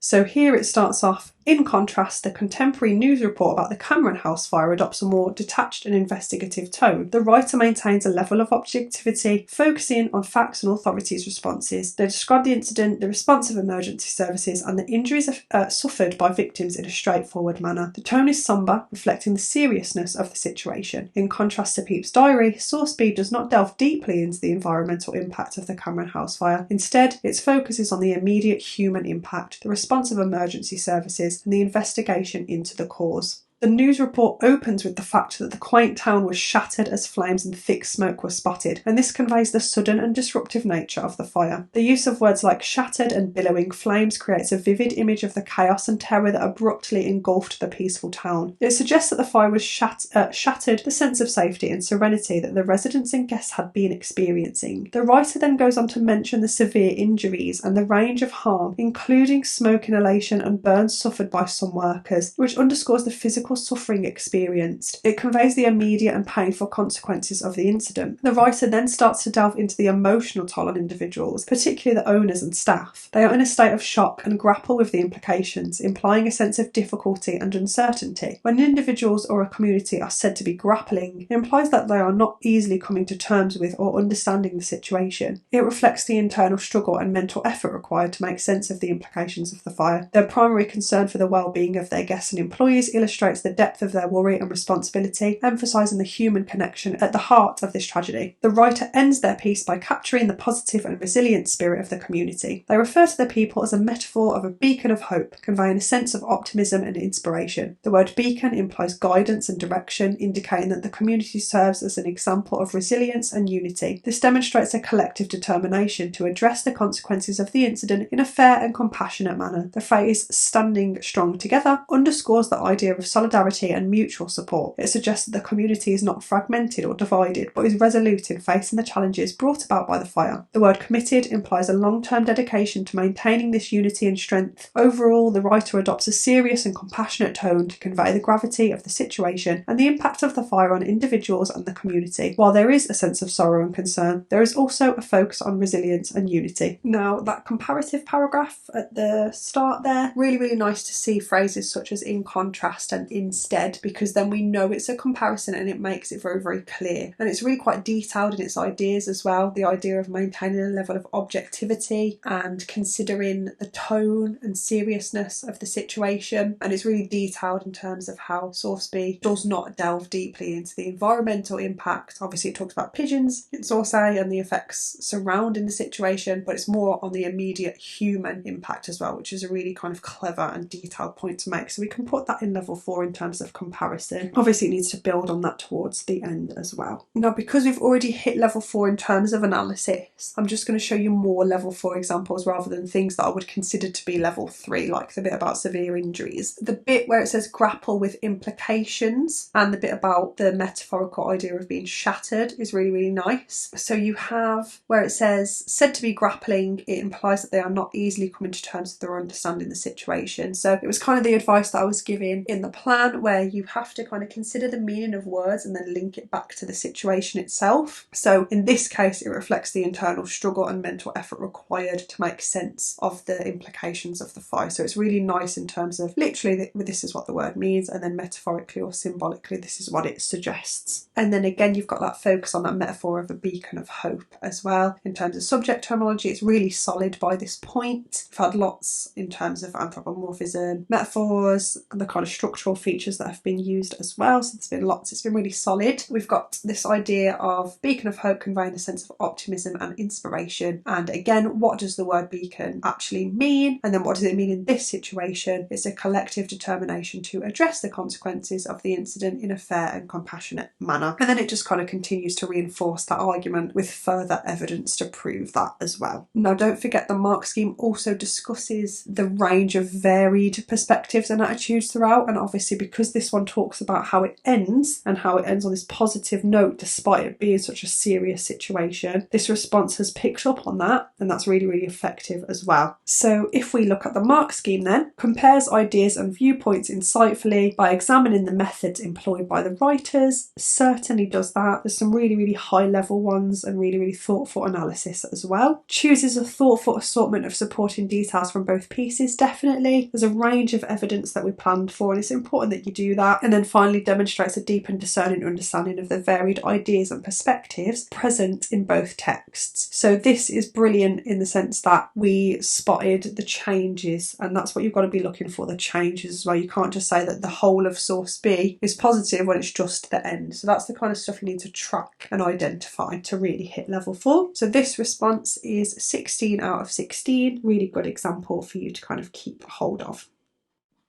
Okay, so we are at question 5, and the first thing that we need to do is just have a look at AO5 and AO6 so that we know what we are aiming for. So you'll see on the left hand side that I've put upper level 4, lower level 4 and upper level 3, just to show you that it is still broken up into 4 levels, but because there are 24 marks available, more than usual compared to the other questions obviously, I wanted to show you that they are again broken down a little bit further into upper and lower. So with 3 and 4, anything in level 3 is essentially clear. It's easy to follow. There's no doubt that it makes sense, and you can really understand the candidate's point in their exam response. And then for level 4, it's more than clear. It's convincing and really, really makes me want to read it as an examiner. So as I'm reading it, I'm thinking, this is incredible. I don't want to stop reading it. I really want to see what points this person has to make. So that's what puts it into level 4 first and foremost. So if we look at the bullet points specifically, let's look at upper level 4. You've got bullet point 1, communication is persuasive and engaging. So what that means is that again, it's not just clear, it's really making me want to continue reading it. It's clear, it's interesting, I am invested in the arguments and the points that you are making. The second bullet point says the tone, style and register adeptly align with the intended purpose and target audience. So essentially you need to look at the person or group of people that you're addressing in your question. It will give you an audience, whether that's students in an assembly or a local MP or anything like that. You have to know that audience and adapt your style of writing to suit that person or that group of people. The tone needs to be suitable for that group of people or that person, the style as well, and the register in terms of how you're addressing them. You don't want to be too casual if it's an MP, you don't want to be too formal if it's an assembly full of secondary school students. Third one says rich and bold vocabulary coupled with consistent usage of language techniques. So that just means that you are really trying to vary your vocabulary and the language devices that you are using. So for example, you want to try and make sure that you're considering emotive language if you're trying to appeal to the reader's kind of morality. You want to be thinking about really powerful vocabulary so that they want to listen to you. It's got to be really quite powerful to do that. It might be that you're considering the use of sort of direct address as a language device, saying you and we to create that sense of togetherness. You might use repetition of really powerful words to emphasise that point. Facts, statistics, similes, metaphors. Just really varying your language devices to convey your points, and in this case convey your arguments and persuade people to think like you are thinking. And along with the bold vocabulary that's expected of you, you don't just want to be using words randomly and ones that don't quite fit the point that you're trying to make. I always use this example, but the word kill has very, very different connotations, obviously, to the word passed away. They both actually mean the same thing, that someone has died, but it's a lot more sort of violent if it's the first one, and a lot more sort of gentle if it's the second one, more peaceful perhaps. So you're thinking about synonyms, but don't just kind of go onto Google practicing vocabulary and Googling synonyms if they don't actually quite match up. You want to be practicing these, and that's why reading and practicing your writing is so important, because you can see how those words fit into the context of what you're trying to say yourself. They might mean the same thing, but the connotations ultimately might be very, very different. So just be careful with that. That fourth bullet point says creative and diverse application of structural elements. That just means varying your structural features. It might be that you're using juxtaposition or some kind of contrast. It might be that you open with a really sort of profound introduction and go back to it by the end, almost kind of cyclical in a sense. In this case, we'll kind of open with a thesis and go back to that thesis by the end. So you've got that structure there of returning to your original intentions. In the next bullet point, you've got the composition is captivating, featuring a spectrum of intricate and persuasive concepts. So all that means essentially is just it's organised in a way that intrigues readers. It's building to something, you get to the point by the end, and you can really, really see this argument is built to persuade. And then finally, bullet point 6, smoothly connected paragraphs enriched by effortlessly blended discourse markers. So you're using paragraphs, you're varying the lengths of them perhaps, and it's really, really clear where they start and end as well. So a nice way to remember that is tip top, which is time, place, topic, person. If any of those things change, your paragraph should change as well. Now if we look at AO6, this is all spag like I mentioned earlier on in the video. The first bullet point is about sentences, and it says sentence boundaries are consistently defined and consistently precise. So you're really, really kind of making sense with your punctuation, essentially. Capital letters are where they should be, full stops are where they should be, commas are where they should be, to indicate the starts and ends and the pauses within sentences. If you miss out commas and full stops, it's really, really hard for your examiners to be really kind of following where your point begins and where your point ends, and sometimes that can really, really change the meaning of your whole point. Sometimes a misplaced comma can completely change the meaning of a whole sentence, so just be really careful with that. Look out for your pauses and where you're starting a new sentence. The second bullet point kind of builds on that really. A broad spectrum of punctuation is applied with great precision. So again, you're using accurate punctuation to indicate pauses and full stops, of course, but you're varying your punctuation for effect as well. So it might be that you are using a simple sentence to really emphasise a point. It might be that you're using a semicolon to emphasise a point, a colon to emphasise a second point within a sentence as well. So thinking about how those vary, asking questions, using rhetorical questions, so you've got a question mark there, and so on. The third bullet point says employs a comprehensive array of sentence styles for effect. So vary your sentences as well, kind of mention that. Some of these kind of blend in with each other really, but simple sentences to really make a point stand out, more complex ones for detail, really, really varying, not opening with I and the too much as well, for example. So just practicing varying them in terms of your openings and your lengths. Fourth bullet point says consistently and aptly employs standard English with a firm grasp of intricate grammatical constructs. So all that means is just using standard correct English, essentially, not writing in slang. Things like going to instead of gonna, want to instead of wanna. So just making sure you're writing as if you're writing in your English book rather than sort of texting your friends. Fifth bullet point says excellent spelling precision, including challenging vocabulary choices. So your spelling is almost perfect. It doesn't mean perfect because they're not going to take all those marks away from you just because of one spelling mistake, but just almost as perfect as you can get, almost as good as it can get. And then the final bullet point says expansive and bold vocabulary use. So you'll see that I mentioned vocabulary in AO5 as well. That is double marked. I won't go over the vocab thing again because I've just made the point about varying it for effect and not just because you think that you should, but it is double marked. So you can get that in AO5 and AO6. So please try and practice varying your vocabulary vocabulary, seeing how words fit into certain contexts by kind of reading articles, short pieces of text in the run up to the exam would be really, really useful for you to see some new vocabulary and see how it fits as well. So on the next slide, what we're going to do is we are going to plan our response, and then we will have a look at a model answer. Okay, so looking at our question, we have got 45 minutes that we should be spending on this section. So obviously just keep an eye on your time, making sure that you know that you need to give yourself this much by the end. You're going to write in full sentences. You are reminded of the need to plan your answer, which is what we're going to do. I want to show you how important that is, and leaving enough time to just really quickly skim back over your work and make sure that you've not missed out any words or forgotten any kind of crucial punctuation. So it says, our local area is precious. There are many habitats and animals we must take steps to protect. We have a responsibility to future generations on Earth. Write a letter to your local MP about your concerns about the safety of your local area. So here, like we said, we've got 24 marks for AO5 and then 16 marks for AO6, 40 in total.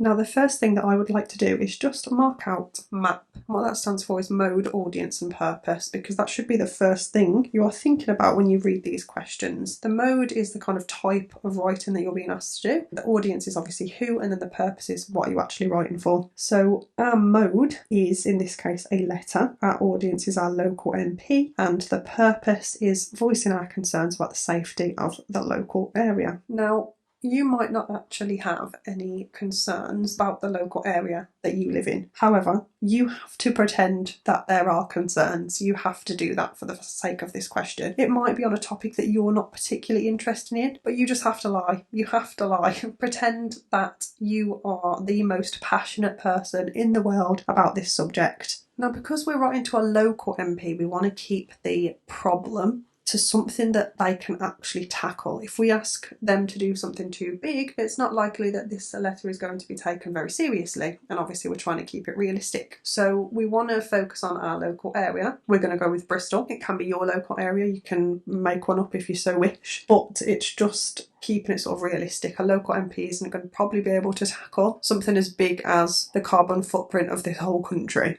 Now again, you might not have a realistic concern of your own, but this is where you've kind of got to make it up a little bit. What we're going to do is go for the idea that recently, within the parks and surrounding areas of Bristol, there has been an increase in vandalism and rubbish and littering, and it's just not looking its best. That's going to be our concern, because that is something that we can speak to a local MP about. That's something that they can actually tackle. It's reasonable within their kind of position as a local MP.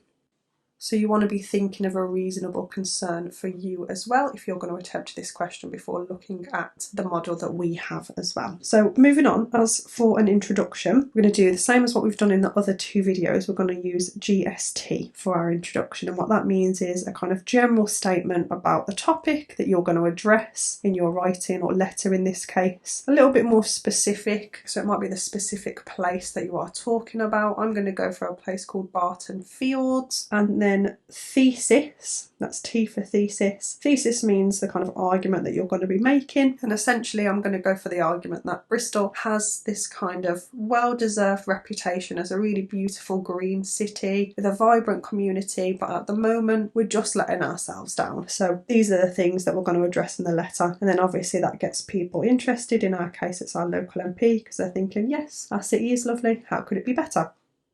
Now in that thesis in particular, it doesn't necessarily have to just be one sentence, you can really expand on it. I'm just going to go across a couple of paragraphs actually. There's going to be a very short opening one, and then I'm going to expand on my thesis on a much larger scale. So I'm going to talk about Bristol being this really beautiful place. It's well deserved in terms of its title as a green city, like I said. And I want to be using flattery there. Flattery is a really good technique for sort of persuasive writing or writing to argue, because you're flattering your audience, they're more likely to trust you. So it's kind of creating this kind of rapport with your reader or your audience if it was a speech, for example. So we're thinking emotive language, really kind of flattering our local MP as to how beautiful we think Bristol is generally, and then we're going to switch it and say, well, however, there is much work to be done. These are the problems, so let's fix them so that Barton Fields can still be this sanctuary. I want to use that word sanctuary because it's a really lovely word to use in terms of a safe place, a really beautiful safe place. That's what we want for Bristol, talking about how we want it to be be a sanctuary for wildlife and the community as well, because that kind of creates this sort of moral purpose to what we want as well. It's not just for us, it's not just for wildlife, actually it's as well, don't forget the question, the future generations as well. So that's kind of our introduction, and then what I want to go into is the messy approach. Now there are some videos on this as well for you to have a look at, MESI, messy, and this stands for moral, environmental, economic, social and individual, and it's just a way of structuring your writing for paper 2 question 5 if you're struggling with covering lots of developed points, because if you're thinking about moral situations, environmental or economic situations, social situations, that's really going to help you to develop your ideas, and it's really important that you've got a variation of ideas to kind of hit the mark scheme and make sure that you're covering things in depth in a really individual way as well.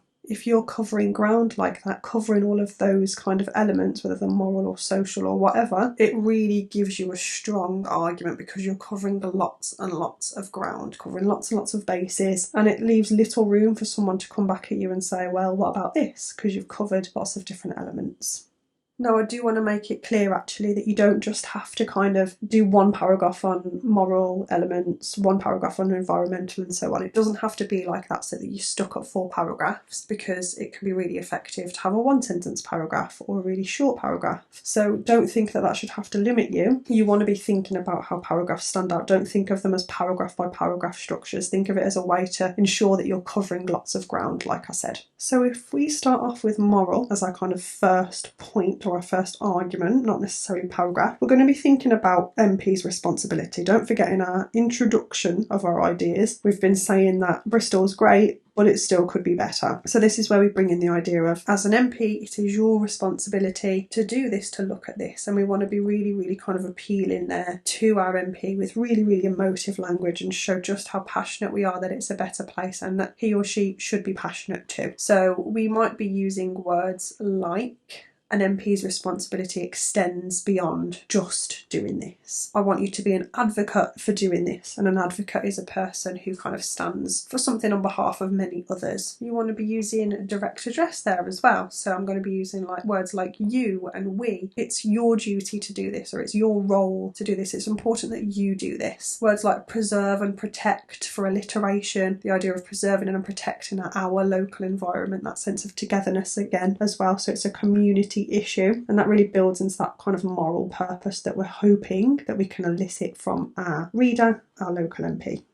And then moving on to our second key idea, environmental factors. It can be economic as well. Sometimes those two can tie into each other. For us, the environment is obviously quite an easy one because we're talking about safe spaces anyway. And for us, it's Barton Fields. I want to be talking about how we can make it better. So we're going to offer some solutions, because what that does is it kind of includes logos as well, which is the idea of reason and logic. And if we can appeal to our reader with reason and logic, then more likely to trust us. So including surveillance cameras would be a really good way of kind of creating a safer, more supportive environment. People will feel less threatened because there's more chance of people being caught, there's better evidence provided if negative things do occur. And I want to be using words like vital and strategic again to build in with that logos idea, the idea that it's important and that my point is really valid, you can trust me, I know what I'm talking about. Almost kind of opinions as facts in a way, where I can really kind of convey the fact that this will fix the problem, because I'm not just kind of expecting her to do it, it's a community thing, we should all kind of do it together, so again more likely to trust me. For the social argument, I want to be thinking about how I can include the community. In our case, the idea is Barton Fields, which was a park, so we want to make sure this is nice and clean, and what better way to do that than giving people a sense of purpose to make sure it's clean. Again, it's not just our local MP's job, it can be something that makes people feel they have a purpose in terms of working together to keep it clean and to keep it safe. So we can talk about collaboration here and really honing on that idea of togetherness. There'll be lots of sort of collective pronouns like us and we and our, and we think it'll be an excellent approach to kind of preserve the long-term sustainability of that place. That's what we're aiming for, and by doing it together, obviously more hands are better than one, so that's a solid argument that we can make. We want to be talking about how we might include meetings. We could talk about how this sets an example for others, people getting together and helping, and then more people are going to see that happening and more people might want to get involved. And I want to go for that idea, and I'll go back to my original point that Bristol is a beautiful place. It's a place of sustainability. It's a place that is known for its green spaces. So let's keep it that way and let's kind of build on that. Bristol is a pioneer for sustainability, so let's make sure that that kind of idea is really conformed to and built upon. And then finally, for my individual, so you can use anecdotes here. In this case, we don't have to, it's not necessary. It'd be nice to if your writing's a little bit short, but if it's quite long then and you're running out of time, it's not the end of the world if you don't do that, so don't worry and don't feel like you have to include one. Sometimes they can be a bit kind of babbly anyway, to be honest. In my case, I'm not going to, but if you do keep it nice and short, don't want to sort of start telling a whole life story, especially towards the end of the writing when you're quite tired. Anyway, in my case, I'm just going to talk about how I really want this to happen so that we can maintain the natural beauty of our city. That is what I want as an individual. That's what I'm aiming for. Because I'm getting to the sort of end of my letter as well, I might address my MP by name, so you can make up a name. Let's go Kerry McCarthy. Kerry McCarthy, I want this. And then it's really, really personal to the person, to the recipient, and I'm really gonna just leave her thinking of that idea of togetherness. Together we can work towards maintaining this. A really nice kind of closing statement. Going back to my original point, we want Bristol to be this beautiful space, so let's maintain that. Now finally, just because it's a letter as well, we want to make sure we're conforming to those conventions. So typically you might kind of sign off a letter with thank you for your attention, that kind of thing. I look forward to your response. It's a very typical way of ending. Your support is greatly appreciated. Something like that, just to make sure that we are conforming to those features, because you do get marks obviously for adapting, like we said.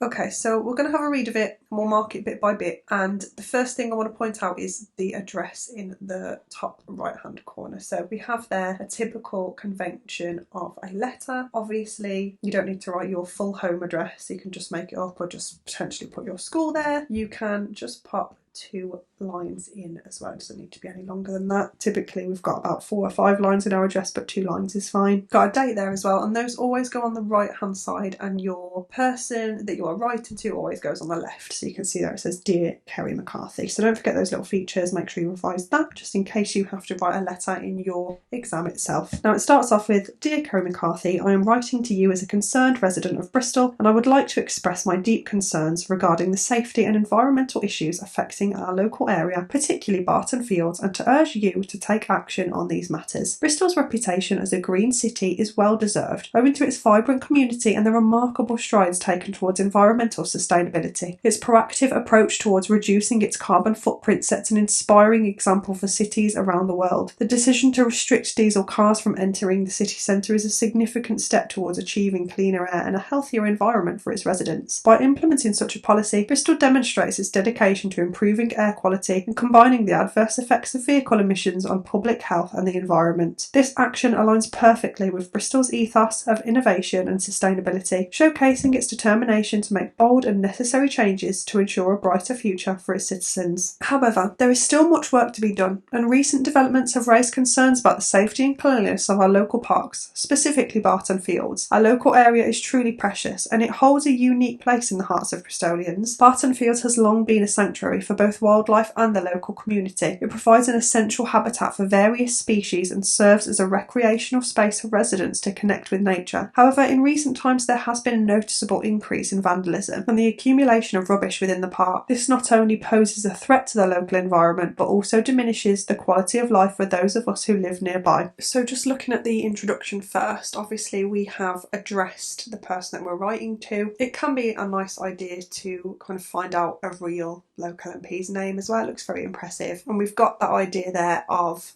urging you to take action on these matters. So there's a sense of urgency there, and deep concerns is a motive in terms of sounding really passionate. Again, that word deep, really conveying the passion in this situation. Now this bit further on, second and the third paragraph, is still what I would consider to be a thesis, in the sense that this is where our argument is. You've got that kind of general and specific in those first couple of lines there that I've just looked at, urging you to take action on these matters, these specific concerns in Bristol. Now this is where the thesis GCSEs. So the opening paragraph there, the main body there, where it talks about Bristol's reputation as a green city, is very clever in the sense that it's an immediate kind of counter-argument. So the rest of the letter will serve to prove that while this is true, we can still be better. And by flattering your reader, you can really get them to kind of trust you. We were talking about rapport, and it'll really build that rapport. In terms of vocabulary, don't forget it needs to be sort of bold. We've got words like vibrant, remarkable strides. We've got the idea of sustainability and the idea of actions aligning perfectly with Bristol's ethos of innovation. There's the idea of determination and significant steps as well. So there's a real focus on vocabulary, and it's very, very emotive in the sense that we're talking about inspiring, we're talking about it being significant, healthier, cleaner. There's a dedication to it as well. And it's really, really focused on making the place better. That's, don't forget, the focus of our question and our task, concerns about safety. Also got a lovely kind of variation of sentences as well, with stuff like by implementing such a policy, avoiding the too much. Obviously we do sometimes, that's not the end of the world, it's just so it's not too repetitive. And then we've got the however, which is the contrast. We've flattered our reader now, and this is where we bring in the main body of our argument. This is where the thesis really does come in. So we've kind of used that counter argument. Yes, it's a really great place, so there's no way that she can say that we were being unfair or disregarding any of the wonderful things that Bristol already has to offer. So this is where it works quite well. And now we bring in the idea that there is still work to be done. And what's really nice about this again is that it brings in that emotive language. Our local area is truly precious, and we've got that sense of togetherness because we're hoping to kind of create that emotion and elicit that emotion from our MP that it's yours too. It's mine, it's yours, it's ours. So it's truly precious. And then we've got a unique place in the hearts of Bristolians. So again, there's this building sense of community. That's what we're aiming for. We've got the word sanctuary, like we said, that we wanted to try and include, and how it's not just a place for us, it's a place for wildlife as well. So we've got that kind of moral side of it starting to creep in a little bit. There's been a noticeable increase in vandalism, and this is a threat to the environment and quality of life for those of us who live nearby. And that's where it becomes a lot more serious and a lot more grave. Yes, lots of compliments, but now here's the important stuff. And it kind of sets us up nicely to then continue with issues and solutions as well. So it continues on with an MP's responsibility extends beyond just representing constituents. It encompasses safeguarding the well-being and future of the community. MPs are elected by the people to represent their interests and concerns in the national legislature. Ensuring a safe and green local area is a fundamental aspect of their constituents' well-being, and it is the MP's duty to voice these concerns and advocate for policies that align with the community's values. I believe we all have a responsibility to protect and preserve our local environment for the benefit of current and future generations, and I would like to encourage you to advocate for measures to help protect our local area. Now, this is an effective topic sentence because it kind of shows why it's important that you're addressing, and in this case our MP, responds. It's all about an MP's responsibility, and so reading this, our local MP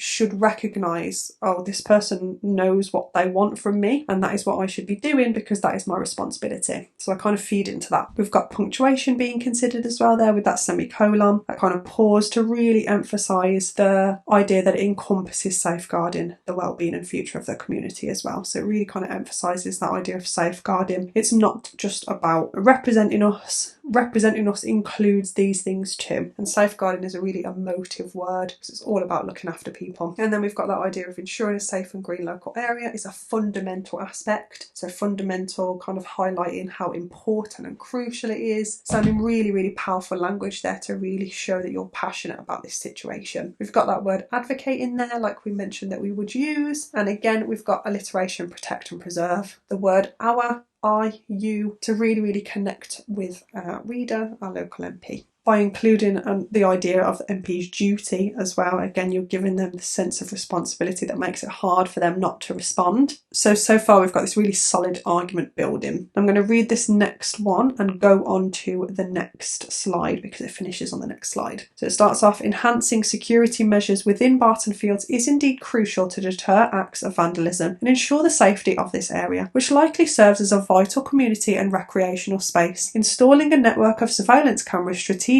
placed throughout Barton Fields can significantly deter acts of vandalism and provide valuable Evidence in case of any incidents. These cameras should cover key areas and be connected to a monitoring system that can alert authorities in real time if suspicious activity is detected. Collaborating with the local police department to increase patrols in and around Barton Fields can create a visible presence that discourages potential vandals. Frequent patrols during peak hours as well as random checks during off-peak times can help maintain a secure environment. Now that's where you've got the environmental and sort of economic elements coming in, specifically environmental in terms of enhancing security measures. So in the environment, if there are more police there, if there are surveillance cameras, that is a really useful suggestion to kind of bolster that argument. And again, it's compelling because it's really, really specific. It's an individual idea. It's not too general. And we want to try and be really, really specific for those higher levels in terms of level 3 and level 4. It's a really powerful vocabulary again in terms of the words such as enhancing, crucial, recreational, strategically, valuable evidence, meaning sort of powerful. Again, it really conveys that passion. You've got that idea of collaboration that we really wanted to get in there, and then the idea again of maintaining a secure environment. So going back to that question about safety, it's really clear so far that the question is being addressed and the question is being answered, the task is being tackled. So in terms of the mark scheme, it's doing very, very well so far.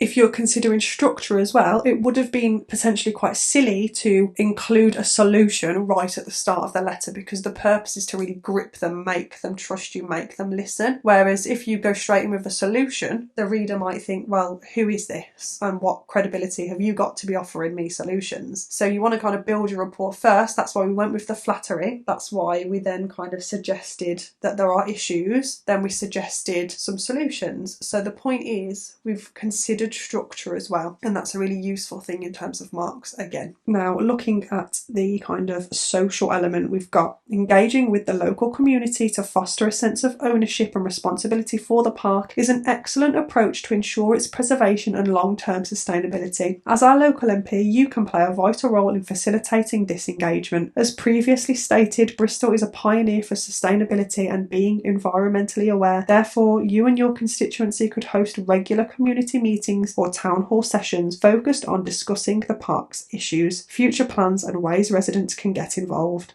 These meetings provide a platform for open dialogue, allowing community members to voice their concerns and ideas. Collaboration is key. You could help secure resources such as rubbish bags, gloves and equipment and actively participate in these events, setting an example for others. We should actively engage with the local community to foster a sense of ownership and responsibility for the park. So in the opening of that paragraph, it's really developed, as have been the previous ones. It's really, really fully developed, and it gives suggestions on how the recipient can actually kind of personally help. So you've got that kind of first sentence there, engage with the community can do this. As our local MP, you can play a vital role in facilitating that. So again, it's kind of offering a solution. Some really, really thoughtful and complex ideas with the idea of facilitating that engagement as well. Really, really thoughtful ideas. As we carry on, again, we've got the idea of you and your constituency. It's your constituency, so therefore it's your duty. It kind of creates those connotations. There's this idea of residents getting involved as well and opening dialogues and creating a platform for that. Collaboration is key, and that bit stands on its own because we've got that varied punctuation with the dash there. Collaboration is key. You could help secure resources. That bit there stands out on its own. It really, really kind of comes down to the fact that we can do this as a team. And this is what I mean when I say punctuation for effect. That there is deliberate, it's purposeful. And then that final kind of closing sentence of that paragraph, we should actively engage with the local community. So we, again, not just being about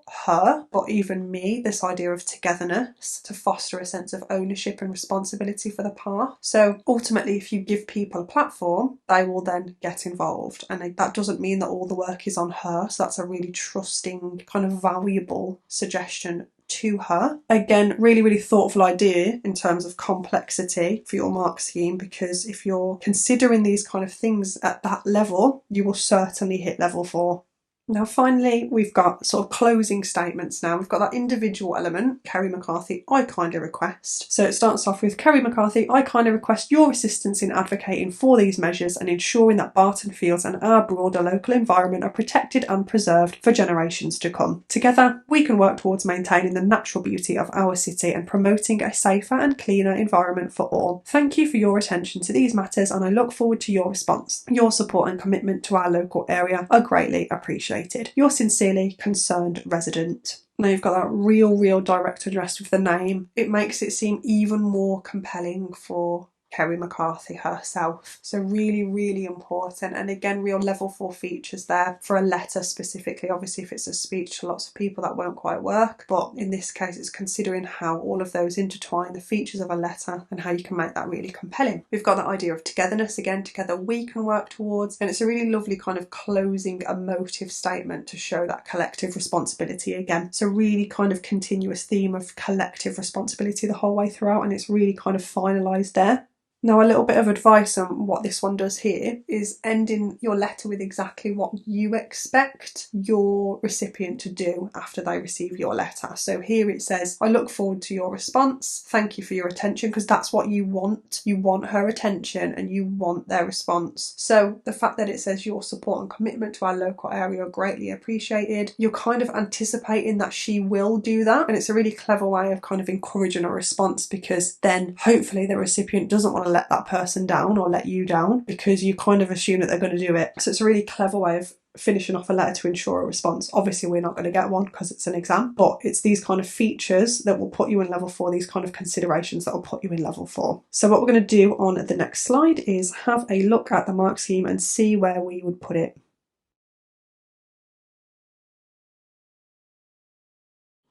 Okay, so looking at the mark scheme then, upper level 4, communication is persuasive and engaging. Throughout, there are really engaging points, and the argument in terms of how it's structured is built to provide that. I said quite a couple of times how useful it was to structure it with a flattery first and a counter argument first, build the trust, and that was very cleverly done. So I'm ticking that one off definitely. The tone, style and register are adeptly aligned with the intended purpose and target audience, yes. So much so that it considers the kind of things that an MP specifically would be able to tackle. So in the language, in the conventions, making it look like a letter with the address and how it signs off, with the ideas themselves, everything seems to point towards knowing who the audience is and the tone that should be there. It's not too rude either. We don't want to ever be too rude in these kind of letters. If we're kind of slightly complaining, we don't want to be rude because we want to build trust and rapport. So it's got the tone absolutely right. I'm going to tick that one definitely. Following that, we have got rich and bold vocabulary coupled with consistent usage of language techniques. Again, definitely. We've got really kind of subtle but varied linguistic devices used, such as facts, emotive language, direct address consistently. So definitely can tick that one off. Obviously I pointed out the vocabulary as we went. Organisation, diverse application of structural elements. Yes, I was talking about the building of the argument, using counter argument at the start. It was very inventive. It's an effective format in terms of how it builds the rapport. Keep saying that. The composition is captivating, featuring a spectrum of intricate and persuasive concepts. Again, same kind of idea. Some of these you can see how they kind of intertwine and interlink. We can tick that one in terms of it being intricate and persuasive in how it's composed. It's built to flow really well, and it does that exceptionally well as well. Smoothly connected paragraphs enriched by effortlessly blended discourse indicators. That's just paragraphs that flow, don't forget. It certainly does that. It's varied paragraphs and it's crafted well for the audience in terms of building and building again. AO5, we've got 24 out of 24. If we look at AO6, we have got sentence boundaries are consistently defined and consistently precise. There are sort of no spag errors throughout the whole thing. That's really well done. The second bullet point says a broad spectrum of punctuation is applied with great precision. Definitely, we've got a variation of punctuation throughout, with the kind of dash sticking out to me, the semicolon sticking out to me as well. Used for effect, not just because the candidate thinks they need to be there. The third bullet point says employs a comprehensive array of sentence styles for effect. Definitely, I kind of tried to point those out as we went. Opening with words like enhancing, opening with verbs, adjectives, adverbs, that kind of thing. Consistently and aptly employs standard English with a firm grasp of intricate grammatical constructs. Yes, that's just standard English, and it does so, and it should in a letter towards an MP anyway. Bullet point 5, excellent spelling precision, including challenging words. Yes, definitely. And then expansive and bold vocabulary use. Yes, we pointed that out with AO5, didn't we? And don't forget it's double marked, so that's really served us well in terms of varying our vocabulary throughout our writing. So for this one, 16 out of 16. In total, that is 40 out of 40. So save that model as a really useful example and have a look back at your own, see if there's any elements that you could improve on as well. Well done for making it to the end of this video as lovely as you have worked so hard on your English. I'm really, really proud of you.